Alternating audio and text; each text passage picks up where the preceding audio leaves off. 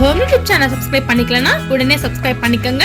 பக்கத்துல இருக்க பெல் பட்டனை கிளிக் பண்ணிக்கங்க. அப்பதான் நாங்க போடுற வீடியோஸ் உங்களுக்கு உடனே அப்டேட் ஆகும். ஹலோ வியூவர்ஸ், வணக்கம். நான் இன்னைக்கு உங்களுக்கு யூஸ்ஃபுல்லான ஒரு வீடியோ உங்களுக்கு நான் அப்லோட் பண்ண போகிறேன். அது என்னென்னா, அரிசி வந்து எப்படி புடைக்கிறதுன்னு சொல்லிட்டு. மோஸ்ட்லி இது எல்லாருக்கும் தெரிஞ்சிருக்கும், தெரியாமல் நிறைய பேர் இருப்பாங்க. நம்ம கடையிலேருந்து அரிசி வாங்குவோம்.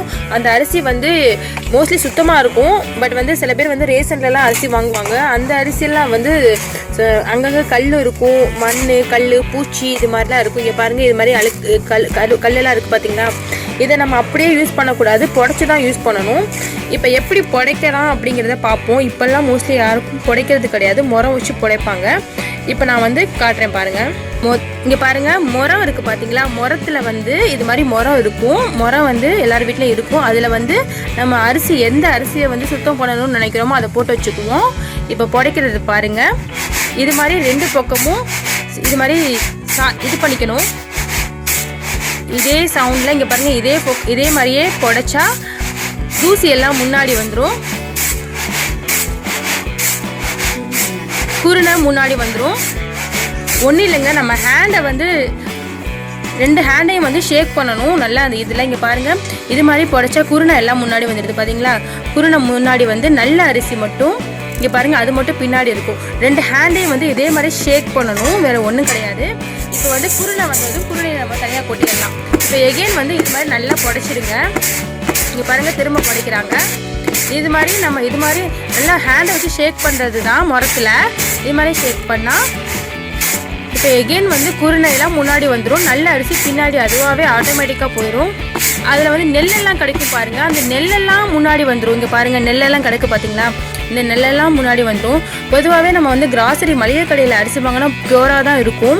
சில பேர் வந்து சொசைட்டி அரிசி யூஸ் பண்ணுவாங்க, அது கொஞ்சம் வந்து பியூர் இருக்காது. அங்கங்கே நெல் கல்லெல்லாம் இருக்கும். அது புடைக்கிறதுக்கு இது வந்து ரொம்ப யூஸ்ஃபுல்லாக இருக்கும். இது வந்து சொசைட்டி அரிசி தான்.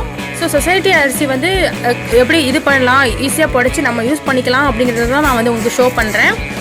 இப்போ நாங்கள் வந்து இது மாதிரி புடைச்சி நெல், குப்பை, மண் அதெல்லாம் வந்து எடுத்துக்கிட்டோம். இது மாதிரி முறம் எல்லாத்தையுமே இருக்கும், பிளாஸ்டிக்லேயும் இருக்கும். சில பேர் வந்து கட்டு மரம் கூடையிலையும் முறம் வச்சுருப்பாங்க, அதுவும் பெஸ்ட்டு தான். பிளாஸ்டிக் முறம் இப்போ எல்லா கடையிலையும் விற்கிது. ஓகே, இப்போ நம்ம வந்து நல்ல அரிசியை எடுத்துட்டோம். முன்னாடி குப்பையெல்லாம் புறக்கி போட்டாச்சு, நல்ல அரிசியை தனியாக எடுத்தாச்சு. இங்கே பாருங்கள், நமக்கு அரிசி நல்ல அரிசியாக கிடச்சிருக்கு. இது மாதிரியே நீங்கள் சொசைட்டி அரிசியை வாங்கி வீண் போகாமல் நம்மளே புடைச்சி யூஸ் பண்ணிக்கலாம். இது வந்து மாவு, அதாவது அரிசி மாவு, தோசை மாவு, இட்லி மாவுக்குலாம் நீங்கள் தாராளமாக புடைச்சி நம்ம வீட்டிலே யூஸ் பண்ணிக்கலாம். மாதிரி கொட்டி எடுத்து வச்சுருக்கோம்.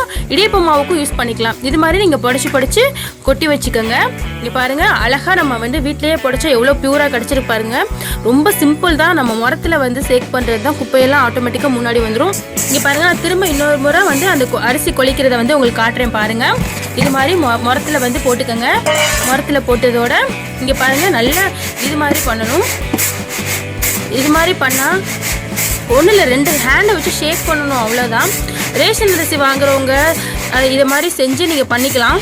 குப்பையெல்லாம் அழகாக முன்னாடி வந்துடும், அரிசி அழகாக எடுத்துடலாம். இங்கே பாருங்கள், நம்ம இது மாதிரி ஷேக் பண்ண அந்த குப்பை, நெல், கல்லெல்லாம் தனியாக தெரிஞ்சிடும், முன்னாடி வந்துடும். குருணை வந்து இங்கே பாருங்கள் முன்னாடி போயிடுச்சு பார்த்தீங்களா. குருணை முன்னாடி வந்துடும், அதாவது உடஞ்ச அரிசி. நல்ல அரிசிலாம் பின்னாடி நிற்கிது. இது மாதிரி எடுத்துடுங்க, அவ்வளோதான். குருணையை வந்து தனியாக கொட்டிடுங்க. இப்போ நம்ம குருணையை வந்து கொட்டிடலாம். இப்போ நல்ல அரிசியை வந்து ஒன்ஸ் அகெயின் வந்து இது மாதிரி புடைச்சிக்கோங்க. திரும்ப குப்பையெல்லாம் எடுத்துடலாம். திரும்ப இன்னொரு தடவை நீங்கள் ஷேக் பண்ணி இது மாதிரி புடைச்சிங்க அப்படின்னா திரும்ப குப்பையெல்லாம் வந்துடும்.